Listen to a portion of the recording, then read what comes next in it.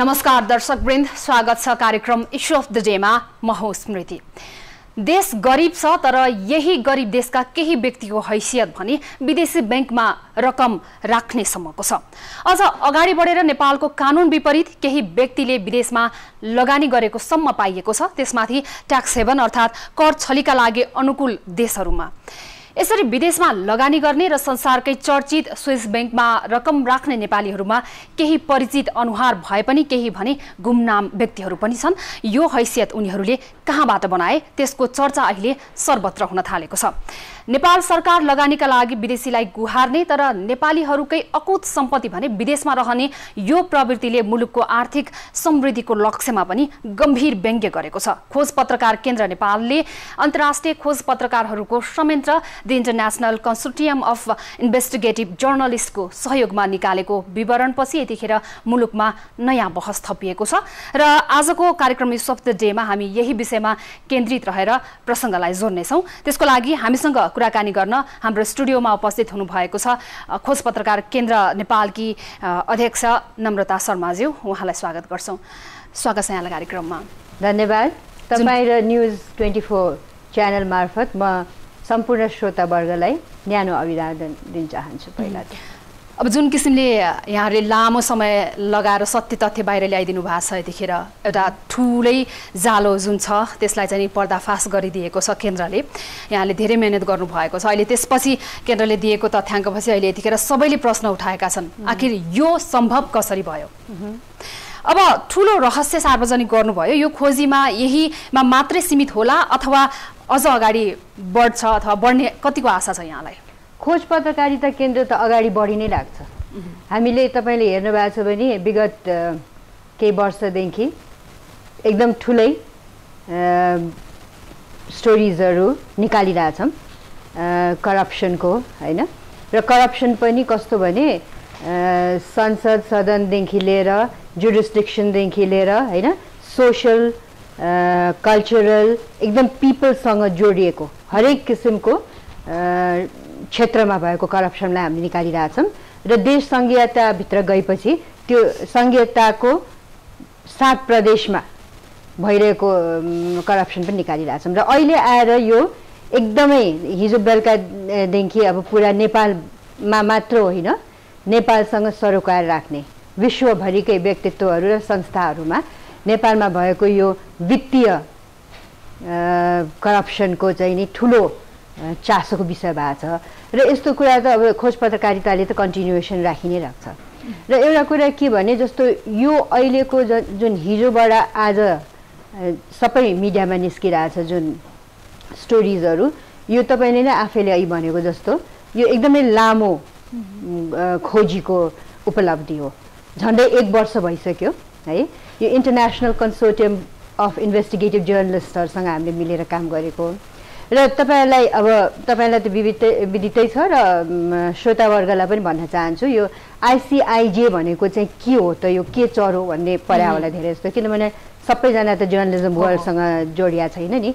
यो चाहिँ एउटा यस्तो कन्सोर्टियम हो जसमा संसारभरिका वर्षसम्म पनि यहाँलाई साथ दियो, र हामी यिनीहरूसँग आबद्ध भइसक्यौँ। अब चाहिँ नि नेपालमा भएको करप्सन इन्टरनेसनल लेभलको उहाँहरूसँग जुडेर हामी अरू पनि यस्तो अनुसन्धान गरि नै राखेका छौँ। अहिले पनि निस्किन्छ पनि टाइममा, अब होइन, आफ्नो टाइममा।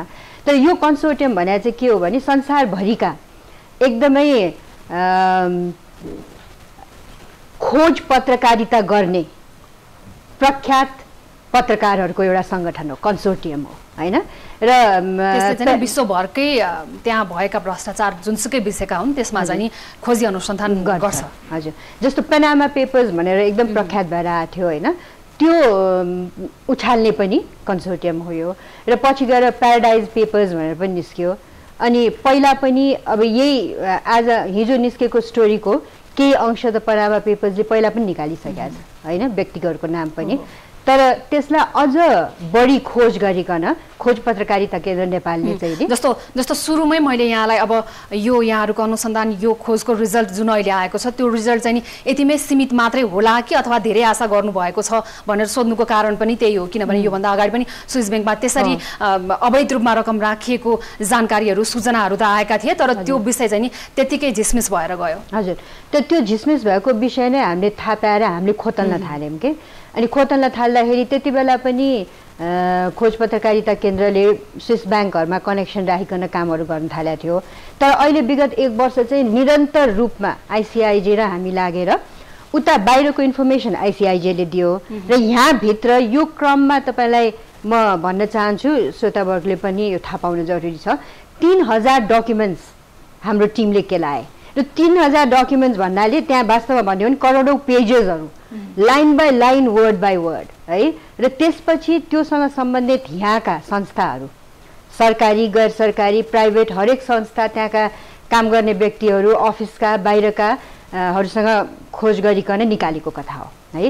र अब हामीले यो निकाल्ने स्टोरिज हाम्रो क्रम जारी रहन्छ, हामी अरू पनि निकाल्छौँ।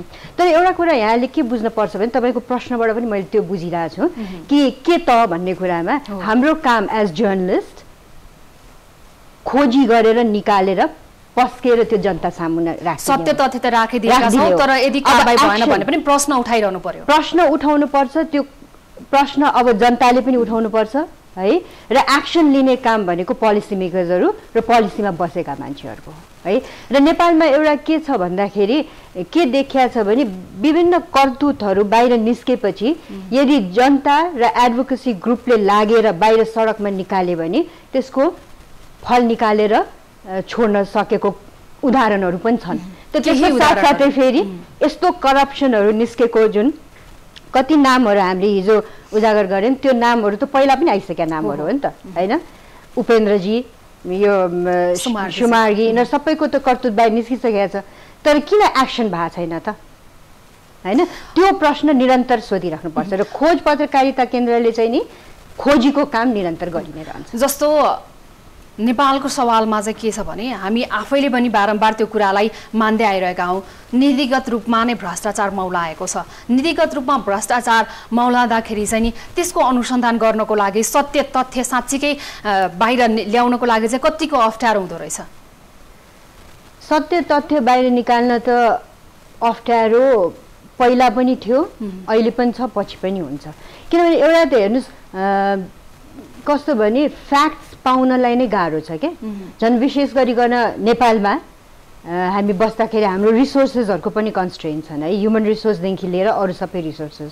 तर एट द सेम टाइम एउटा के रहेछ भने स्ट्राटेजिक प्लानिङ गरिकन हामीले राम्रो पार्टनर्सहरू जोडिएर सँग मिलेर यस्तो लेभलको, यो त इन्टरनेसनल लेभलको एउटा 17वटा देशमा होइन यो ट्याक्स हेभन भन्ने देशहरूको आंकडा समेत निकालिकन र हाम्रो यहाँको कतिपय एकदम चिनिएका व्यक्तित्वहरू होइन र नचिनेका व्यक्तित्वहरूको मान्छेहरूको पनि आंकडाहरू निकालेर खोजी गरेर निकालेका छौँ। यो गर्न असाध्यै गाह्रो छ। जस्तो अब यहाँहरूले त सत्य तथ्य बाहिर ल्याउनु भएको छ, यहाँहरूको कामको धेरैले प्रशंसा पनि गरे हिजो जुन सार्वजनिक भए लगतै त सोसल मिडियाहरूमा पनि हामीले हेरिरहेछौँ। अब जस्तो केहीले चाहिँ अब जस्तो आइएमईले पनि के भनेको छ भने हामीले चाहिँ राष्ट्र ब्याङ्कसँग स्वीकृति लिएका हौँ भनेर प्रेस विज्ञप्ति नै निकाल्यो, जारी गर्यो। अब जस्तो विदेशमा रहने र गैर आवासीय नेपालीको हकमा पनि यो लागू हुँदैन है। यहाँले दिनुभएको त्यो तथ्याङ्क चाहिँ सबै सही चाहिँ छैन, त्यसको पनि छुट्टै एउटा नियमहरू छ भनिरहेको यो अवस्थामा चाहिँ नि के भन्नुहुन्छ? होइन, यो 2-3टा कुरा छ यसमा। कस्तो कुरा छ भने हो राष्ट्र ब्याङ्कको स्वीकृति पाएर जसले काम गर्छ फाइन, त्यो त काम ठिकै गरेको होला, उहाँले विज्ञप्ति निकाल्नु भएको छ, त्यो ठिक छ उहाँले निकालेकोमा। तर कतिपय हामीले निकालेको फ्याक्ट्सहरू त्यो जुन डकुमेन्ट जति पनि हामीले सार्वजनिक गरेका छौँ त्यहाँ चाहिँ जसले स्वीकृति बिना गरेको छ भनेर लेखेको छ, हामीसँग त्यसको सबै प्रुफ छ र त्यो हामी अडिक रहन सक्छौँ, कसैलाई चाहिएको खण्डमा हामीले देखाउन पनि सक्छौँ है। र एउटा कुरा त कस्तो हो भने नेपाली त्यहाँ 3-4वटा कुराहरू एकदम प्रष्टसँग निस्किया छ र यो सोच्नु पनि पर्ने कुरा के हो भन्दाखेरि एउटा त यो डाइरेक्ट फरेन डाइरेक्ट इन्भेस्टमेन्ट नेपालमा गर्नको लागि स्वीकृति लिनुपर्छ हैन, बाहिर गर्नलाई पनि लिनुपर्छ। र हामीले निकालेको तथ्य चाहिँ के छ भने जति व्यक्तिको हामीले राखेका छौँ त्यो सबैको हामीसँग प्रुफ के छ, उनीहरूले त्यो अनुमति नलिएर गरेका छन्। र अर्को एउटा कुरा कस्तो छ भने यो ट्याक्स हेभन कन्ट्रीहरू जुन 17वटा कन्ट्रीमा हामीले अनुसन्धान गऱ्यौँ, त्यहाँ हामीले जुन तथ्य बाहिर निकालेका छौँ ती संस्थाहरू कतिपय संस्था कस्ता छन् भने त्यहाँ र यहाँ एउटै नेपाली संस्था हो के, र पैसा यहाँबाट गएर उता बसेको छ र पछि त्यही पैसा फेरि रिप्याट्रिएट भएर यहाँ आएको छ भनेपछि यो त मनी लन्ड्रिङको एउटा एकदमै प्रष्ट र तथ्य उदाहरण हो है। र यो गर्न चाहिँ नि सेन्ट्रल ब्याङ्कले कहिले पनि राष्ट्र ब्याङ्कले स्वीकृति दिएको हुँदैन। र जुन हामीले त्यो निकालेको तथ्य छ त्यो कुरा चाहिँ त्यसको पुरा प्रुफ हामीसँग छ। अब नेपालीलाई विदेशीमा लगानी गर्न नपाउने भनेर प्रतिबन्ध चाहिँ हाम्रो ऐनमा नै छ। अब जस्तो 2021 को ऐन अनुसार चाहिँ नि कुनै पनि नेपालीले विदेशमा लगानी गर्न नपाउने भन्ने छ। अब ऐन विपरीत गएर चाहिँ लगानी गर्ने वातावरण सृजना हुनु र यति लामो समयसम्म चाहिँ त्यसको अनुसन्धान नहुनुको कारण चाहिँ के छ? एउटा कुरा त कस्तो छ भन्दाखेरि यो पहिला पनि निस्किसकेको कुरा हो, नेपालमा एउटा कार्टेल सिस्टम छ। कार्टेल सिस्टम भने कस्तो छ भने हामी एकदम यहाँ सरकारको विरोध आवाज उठिरहेछ, तर मैले देख्दा र सार्वजनिक के भइसकेको छ भने अब प्राइभेट सेक्टरतिर पनि एकदम औँला उठाउनु पर्ने जरुरत भइरहेछ कि नेपालको पुरा यो हुन त अब प्रजातन्त्र पुनर्स्थापना भएपछि हैन विभिन्न आन्दोलनबाट हामी यहाँसम्म आइपुगिसक्यौं र प्राइभेट सेक्टर फस्ट्यायो भने देश फस्ट्याउँछ र प्राइभेट सेक्टर पहिला भन्दा धेरै अगाडि आइसक्या पनि छ, गरिरहेछ। तर अनफर्चुनेटली नेपालमा पुरा एउटा कार्टेल सिस्टम छ जुन कार्टेल सिस्टमले केही इन्डस्ट्री ओनर्स र बिजनेस पिपलहरूलाई चाहिँ नि पोलिटिकल छत्रछायामा राखेर त्यो एउटा दण्डहीनताको सिचुएसन चाहिँ भएको कुरा यो सबैलाई सर्वविदित कुरा पनि हो, कुनै हिडन कुरा पनि होइन। यो कार्टेल सिस्टममा विभिन्न अनुसन्धान गरेर फ्याक्ट्स पनि आइसकेको छ। अझै पनि सत्य तथ्य बाहिर आइसक्दाखेरि यदि कारबाहीको प्रक्रिया अगाडि बढाइएन भने चाहिँ यो क्रम जारी रहन्छ। त्यो 100% एकदम हो। र तपाईको त्यो प्रश्न अघिको बारेमै अझ म के जोड्न चाहन्छु भन्दाखेरि पनामा पेपर्सले एकचोटि पहिला फ्ल्यास गरिसक्या हो हैन। अब अहिले हामीले सीआईजे र फेरि आईसीआईजे टिमसँगै मिलेर चाहिँ नि फेरि फ्ल्यास गरेका छौँ। अब त्यही पनि कतिपयले चाहिँ हामीसँग फ्याक्ट्स छ भने अब फ्याक्ट्स हामीसँग अनुमति छ भन्ने कुरा भन्नुभएको छ है। अब त्यो अनुमति नभएको कुरा त पस्किदिसकेको छ नि, त्यो केलाउनु पर्ने संस्थाहरूले केलाउन्। हामी नेपाल सरकारको मनी लन्ड्रिङ डिपार्टमेन्टै छ ओके न, त्यो डिपार्टमेन्टहरूले हेर्नु पर्यो। ल्याउनु भएको सत्य तथ्यमा चाहिँ यहाँहरू 100% ढुक्क हुनुहुन्छ। त्यो नभइदा त निकाल्दै अब जस्तो पत्रकारिता केन्द्र एकदम प्रोफेसनल संस्था हो र हामीले प्रोफेसनल पत्रकारहरूसँग मिलेर निकालेको काम हो। अब अहिले रकम राख्ने र लगानी गर्नेहरूको नामावली नै यहाँहरूले सार्वजनिक गरिदिनु भएको छ। अब केही चाहिँ नि त्यसमा केही चर्चित छन्, पहिलेदेखि नै भ्रष्टाचारमा मुसिएका व्यक्तिहरू पनि छन् भने केही चाहिँ गुमनाम व्यक्तिहरू, नाम नसुनेका व्यक्तिहरूको नाम पनि यहाँले यसपटक लिएर आउनु भएको छ। अब त्यसमा चाहिँ नि उनीहरू को हुन् त भनेर खोजनीति गर्ने जिम्मेवारी कतिको देख्नु भएको छ अथवा कसरी खोजनीति गर्ने? अब हाम्रो मैले अघि नै तपाईँलाई भनिसकेँ, हाम्रो पक्षबाट हामीले गर्ने खोजी त हामी निरन्तर राख्छौँ है।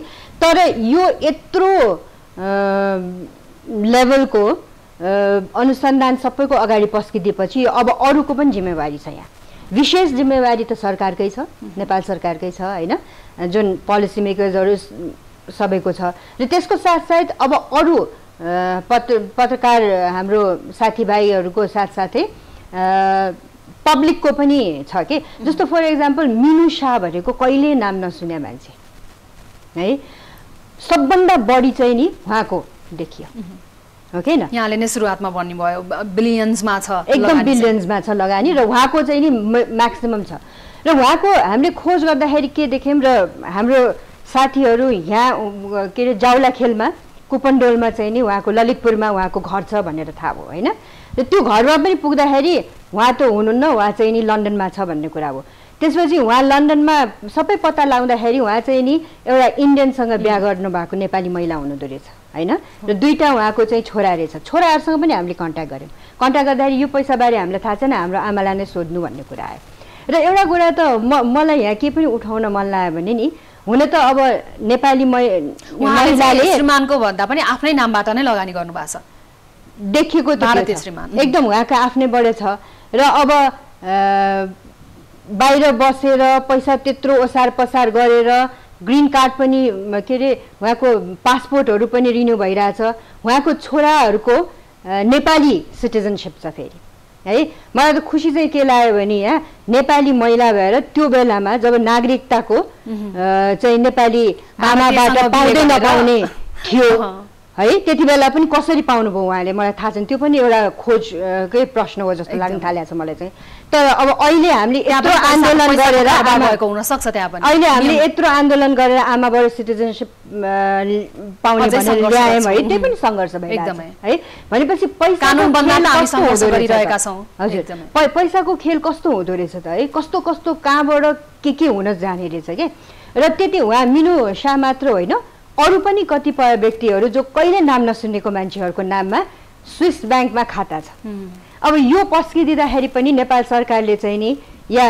राष्ट्र ब्याङ्कले हामीलाई त थाहा छैन या हामीले स्वीकृति दिए भनेर भन्ने हो भने त त्यहाँ प्रश्न त उठाइराख्नु पर्ने एकदम जरुरी भयो नि अर्को एउटा प्रश्न यति बेला के पनि उठेको छ भने धेरैले त्यस किसिमको आशंका यतिखेर व्यक्त भएको छ जो चाहिँ गुमनाम व्यक्तिहरूको नाम छ त्यो गुमनाम व्यक्तिहरूको नामको पछाडि चाहिँ नि कुनै एउटा परिचित पात्र हुन सक्छ भन्ने किसिमका सवालहरू पनि यति बेला उठिरहेका छन् अब त्यो आशंकाको निवारण चाहिँ यो केन्द्रले कसरी गर्छ मैले तपाईँलाई अघि नै भने जस्तै मेरो यसमा केन्द्रले के गर्छ भन्ने प्रश्नमा चाहिँ मेरो जवाफ के छ भने केन्द्रले आफ्नो काम गरिरहेको छ आफ्नो अनुसन्धान पनि जारी रहन्छ राष्ट्रिय तवरमा अन्तर्राष्ट्रिय तवरमा है अनि जुन कुरा पाएको छैन त्यो हामी नपाउनुभन्दा अगाडि फ्ल्यास गर्दैनौँ तर पाएपछि चाहिँ नि हामीले त्यसको सबैको अगाडि हामी राख्छौँ अहिले जुन हिसाबले चाहिँ गुमनाम लगानीकर्ताहरूले विभिन्न राजनैतिक दलका नेताहरूको उपस्थिति हुन सक्ने सम्भावनालाई नकार्न नसकिने अवस्था छ पनि भनिएको छ किनभने अब यसमा धेरै प्रश्न उठेको भएर मैले यसमा नै अलिकति बढी प्रस्ताउन चाहे यहाँ मार्फत नकार्न नसक्ने भन्नुभयो कि माने उनीहरूको पछाडि कोही नेताहरू छन् राजनीतिक हुनसक्छ त्यो हुनसक्छ मैले अघि नै तपाईँलाई भनिसकेँ नेपालमा जुन कार्टेल सिस्टम छ जसले यहाँको पुरा बिजनेस कम्युनिटीलाई एउटा चाहिँ नि के भन्ने अब छत्रछाया सेफ गार्ड गरेर राखेको छ भन्ने कुरा त प्रश्न नै भइसकेको छ है र विभिन्न हरेकचोटि जस्तो केही महिना अगाडि खोज पत्रकारिता केन्द्रले नै एउटा स्टोरी के निकालेको थियो भने नेपालमा 6जना व्यक्तिहरूले चाहिँ पुरा कन्स्ट्रक्सन सेक्टरमा डोमिनेसन छ तिनीहरू बाहेक अरू आउनै सक्दैन त्यहाँ र तिनीहरू चाहिँ कम्प्लिटली पोलिटिकल छत्रछायामा बाट प्रोटेक्टेड भएर बसेका छन् भनेर हैन अब त्यस्तै किसिमले अब यो पैसाको जहाँ कारबार भन्नाले अहिलेसम्म चाहिँ यहाँले जुन किसिमले गुमनाम व्यक्तिहरू जस्तो अब नाम नसुनेका व्यक्तिहरूको नाम दिनुभएको छ त्यो व्यक्तिहरूको पछाडि त्यस किसिमको कुनै पात्रको अथवा चर्चित कोही अथवा राजनीतिक दलको हात छ भन्ने चाहिँ अहिलेसम्म पुष्टि चाहिँ भएको छैन म तपाईँलाई यसमा खालि के मात्र भन्न चाहन्छु भने नि हामीसँग जब एकदम पुरा फ्याक्ट पाउँछौँ त्यो हामी राखिदिन्छौँ बाहिर त्योभन्दा पहिला चाहिँ नि अगाडि हामी यस्तो छ या छैन पनि भन्दैनौँ अहिले अब आशा गर्न सकिने वातावरण छ भनेर यहाँले त भन्नुभएको छ तर पनि दण्डहीनताको अवस्था छ भनेर पनि यहाँले नै स्वीकार्नु भएको छ त्यो सर्वविदितै कुरा हो अब यस्तो अवस्थामा चाहिँ जुन व्यक्तिहरूको हामीसँग 100% प्रमाणसहित हामीले सत्य तथ्य बाहिर ल्याएका छौँ त्यो आँकडा हामीसँग छ प्रमाण पनि छ भन्नुभएको छ नि हजुर त्यसको सवालमा त्यसको हकमा चाहिँ नि सरकारले कारबाही प्रक्रिया अगाडि बढाउनु पर्छ भनेर हामी भन्छौँ अब के गर्छ भन्ने कुरा चाहिँ थाहा छैन किन भन्दाखेरि हामीले त्यो डिपार्टमेन्ट अफ मनी लन्ड्रिङमा पर्छ भनेर पनि यहाँहरूले त्यस किसिमको त्यो गर्न सक्ने अवस्था त हुँदैन त्यो पत्रकारहरूले डाइरेक्ट वकालत त गर्दैन नि पत्रकारहरूले को काम के हो भन्दाखेरि इन्फर्मेसन निकालेर पस्किदिने हो हैन र वकालत इन द सेन्स कस्तो भन्दाखेरि जस्तो तपाईँ मलाई एउटा कुरा एकदम खुसी के लागेको छ भने हिजो हाम्रो स्टोरी निस्किने भएपछि नेपालको झन्डै सबै मिडिया जगतले यो चाहिँ नि ब्रेकिङ न्युजको रूपमा दिनुभयो हिजो बेलुकादेखि नै जब हामीले फ्ल्यास आउट गर्यो त्यो बेलादेखि यो चाहिँ पुरा मिडियाले दिएको छ भनेपछि यसमा के देखाएको छ भने मिडियाले चाहिँ नि यस्तो किसिमको करप्सनलाई रोक्न एकजुट भएर अगाडि बढेको देखेछु मैले। र यो पनि एक किसिमको एउटा नेपालको उसमा हुन त अब मिडियाले नेपालको जनआन्दोलनदेखि हरेक कुरामा मिलेर अगाडि काम त गरेको छ होइन, तर अहिले चाहिँ नि वास्तवमा यो मनी लन्ड्रिङको इस्युमा चाहिँ नि ओभरअल होल मिडिया जगतले चाहिँ नि सिआइएको स्टोरी निस्केपछि उहाँले आफ्नै तरिकाले आफ्नै न्युज पनि गर्नुभएको छ, कतिले होइन, कतिले हुबहु राख्नु भएको छ। त्यो गरेर स्प्रेड गरेको मतलब के छ भने मिडिया इज अलर्ट। अब जुन संस्थाले चाहिँ अब कारबाहीको लागि अथवा यति समयावधिमा यस किसिमको कारबाही चाहिँ तपाईँहरूले गर्नुपर्छ है सम्बन्धित व्यक्तिलाई भन्ने लबिङ गर्ने संस्था हो, त्यो संस्थाले चाहिँ नि कस्तो भूमिका खेल्छ? मैले चाहिँ नि अहिले आफ्नो संस्थाको बारेमा कुरा गर्न सक्छु, तर अब एक्टिभिजममा पनि लागेको मान्छे भएर होइन, म अधिकार क्षेत्रमा पनि लागेको मान्छे भएर मलाई चाहिँ के लाग्छ भने अब नेपालमा जति पनि ह्युमन राइट्स अर्गनाइजेसन्सहरू छन् र प्लस सिभिल सोसाइटिजका अरू विभिन्न फ्याक्सन्सहरू पनि छन् होइन, गैर सरकारी संस्थाहरू छन्, सबै मिलेर चाहिँ नि क्वेसन गर्ने बेला चाहिँ भयो। पेनामा वास्तवमा अब हामीलाई धेरै फोन कल्सहरू र सोसियल मिडियाबाट पनि क्वेसन्स आइरहेछ कि कतिपय यहाँकै इन्टेलेक्चुअलहरूले मलाई रेगुलरली हिजो बेलुकादेखि के यो मिडियाको नाटक मात्र हो, एउटा हाम्रो एन्टरटेनिङ थ्रिलर स्टोरी मात्र हो नम्ताजी भनेर सोध्नुभएको छ नि त पहिला विगतमा, किनभने पनामा पेपर्समा निस्किसक्यो वाट हेज ह्यापन्ड होइन, अनि त्यसपछि यहाँ आएर अब अहिले फेरि यो निस्क्यो, यो थ्रिलर स्टोरीको रूपमा मात्र हामीले हेर्ने हो कि एक्सन हुन्छ भन्नुहुन्छ। अब मलाई सोध्नुहुन्छ भने त म एक्सन हुनुपर्छ भन्छु, तर एक्सन गर्ने त मेरो हातमा छैन, मेरो हात र हाम्रो टिमको हातमा चाहिँ नि के भने एकदम खोजी गरिकन अनुसन्धान गरिकन सत्य तथ्य र त्यो पनि प्रुफको साथ पस्किदिने हो। मुख्य कुरा चाहिँ अब कारबाही गर्न जिम्मेवारी लिने संस्थाहरूले पनि पारदर्शी ढङ्गबाट कारबाहीको प्रक्रिया अगाडि बढाउनु पर्यो। कुनै पनि व्यक्ति प्रश्न गर्दाखेरि चाहिँ कारबाहीको प्रक्रिया कहाँ पुगिरहेको छ भन्दाखेरि झारा टार्ने किसिमको जवाफ पाउने यदि अवस्था फेरि पनि सृजना भयो भने कारबाही हुने अवस्था चाहिँ देखिँदैन।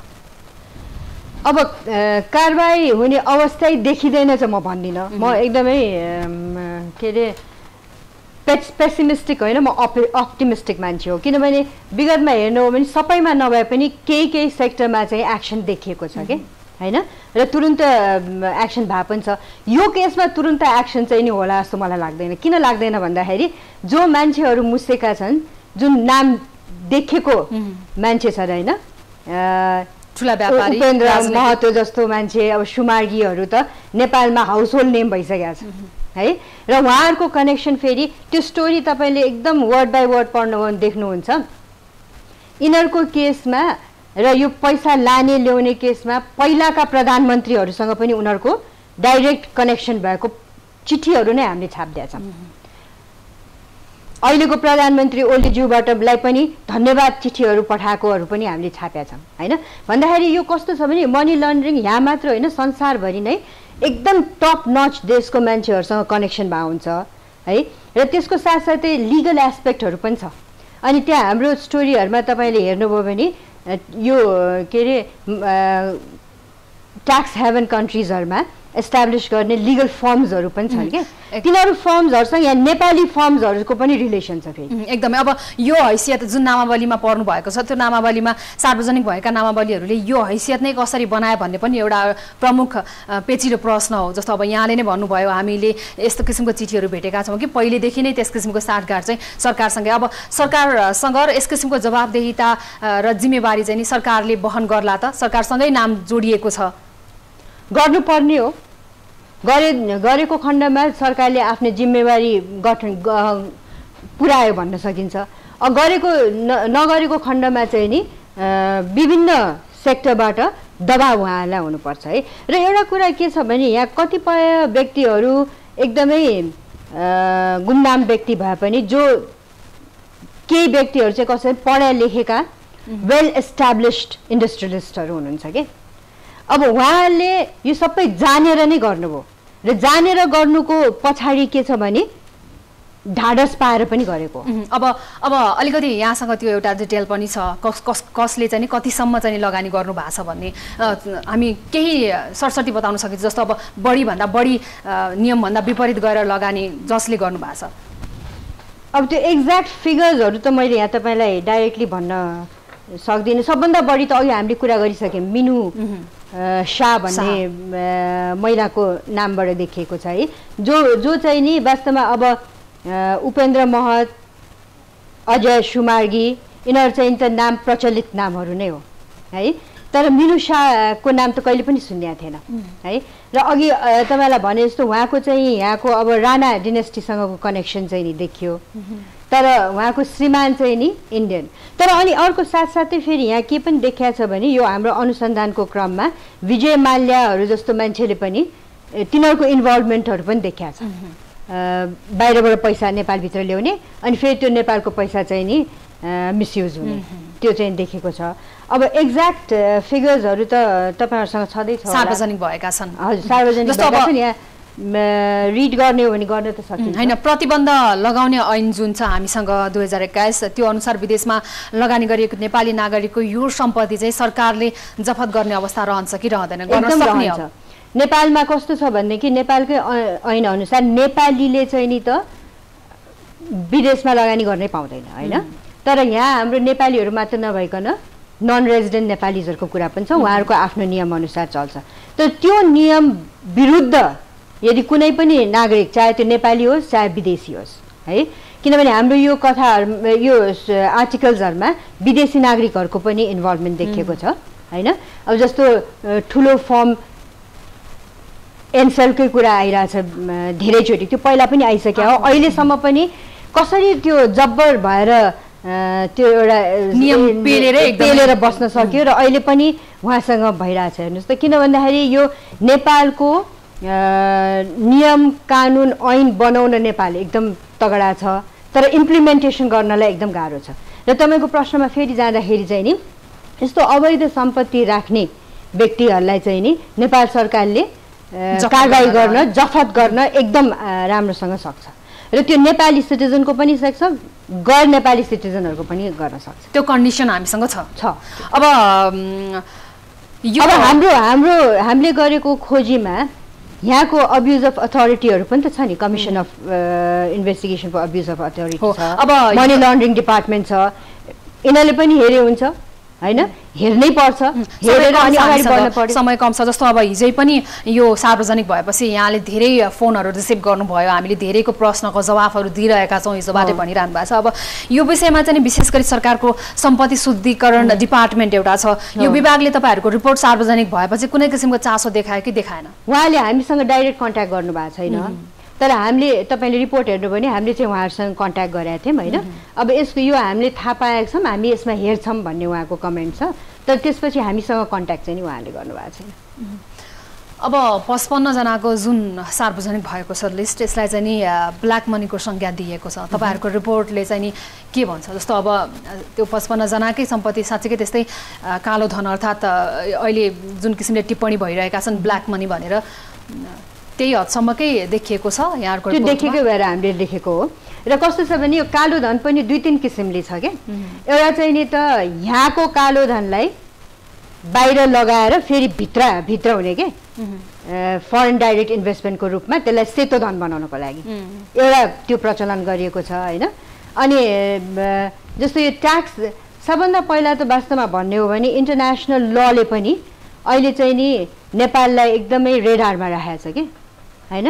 ब्ल्याक लिस्ट गर्यो भने यो पुरा नेपालको इकोनोमी, फाइनेन्शियल ट्रान्ज्याक्सन हैन, बिजनेस इन्डस्ट्रीलाई ठुलो धक्का पर्छ। अब ब्ल्याक मनी त यो 55 जनाको एकदम बिलियन्स अफ डलर्स, US डलर्समा घोटाला भएको भन्ने कुरा त हाम्रो रिपोर्टले हुन्छ। अन्त्यमा एकदमै छोटकरीमा चाहिँ जुन अब ट्याक्स हेभन अर्थात् कर छली गर्नको लागि अनुकूल देशहरूमा चाहिँ लगानी रहेको भन्ने पनि देखिएको छ, त्यसमा चाहिँ अब त्यस किसिमको अनुकूल वातावरण चाहिँ कसरी बन्यो भन्ने किसिमको प्रश्नहरू उठिरहेछ। छोटकरीमा यो ट्याक्स हेभनको विषयमा पनि त्यो अब जस्तो हामीले अहिले अनुसन्धान गर्दाखेरि चाहिँ 17 वटा ट्याक्स हेभन भनेको चाहिँ कस्तो भन्दाखेरि यस्ता देशहरू छन् जहाँ चाहिँ जस्तो virgin islands, British virgin islands भनेर भन्छन् होइन, अनि ब्रुनाईहरू भयो, यिनीहरू देशहरूमा यस्तो फितलो ट्याक्स लज छ कि जसले जे पैसा ल्याएर राखे पनि हुने, उनीहरूले एन्करेज गर्छ त्यो होइन।